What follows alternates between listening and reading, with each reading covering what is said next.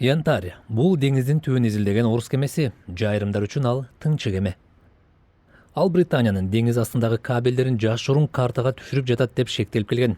Бирок азыр абал курчуп кетти. Маалым болгондой, Янтарь кемесиндегилер Британиянын кай колдо жүргөн аскер учкучтарына лазер нурларын багыттаган. Бул жагдайдан улам Британ коргоо министри Орусияга төмөнкүдөй эскертүү берди.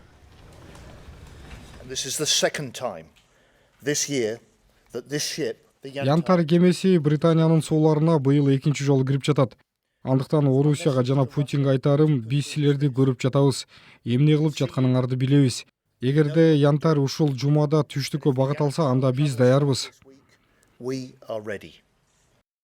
Аралда жайгашкан өлкө катары Британия суу алдындагы байланыш кабелдерине, ошондой эле мунай жана газ куурларына абдан көз каранды. Алар дээрлик корголгон эмес жана Орусиянын изилдөө кемелери үчүн чоң кызыгууну жараткандай. Бул кемелер чалгындоо жана маалымат топтоо үчүн жасалган жана аны ар кандай жолдор менен кылса болот. Айдан ачык көрүнүп турганы, алар биздин кабелдердин жана суу астындагы маанилүү инфраструктуранын үстүндө туруп, күн сайын биздин Америка менен болгон 7 триллион долларга чейинки каржы операцияларыбызды өткөргөн кабелдерди изилдеп жүрүшөт. Мурманстын Арктика портунда жайгашкан Янтарь миңдеген метр тереңдикке түшө алган кичинекей аралыктан башкаруучу суу астында жүрүүчү кайыктарды деңизге жайгаштыра алат.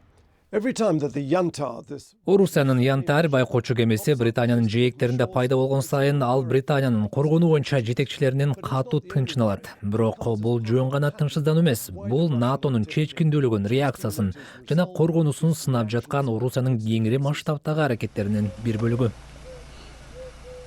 Сентябрь айында 20-дан ашуун орус дрондору Польшанын аймагына өтүп кеткен. Кээ бирлери атып түшүрүлгөн, бирок Польшанын 4 аэропорту убактылуу жабылган. Балтика аймагында орус учактары НАТОнун аба мейкиндигине кирип кеткен учурлар да катталган. Кечээ жасалма акыл боюнча конференцияга барган президент Путин буга эч кандай реакция кылган жок. Лондондогу Орусиянын элчилиги бул аракеттер Британиянын коопсуздугуна шек келтирбейт деп билдирди. Бирок мунун баары Украинада согуш күчөп турган учурда болуп жатат. Путин бул согуш үчүн батышты күнөөлөп келет жана ал жакын арада токтой тургандай көрүнбөйт.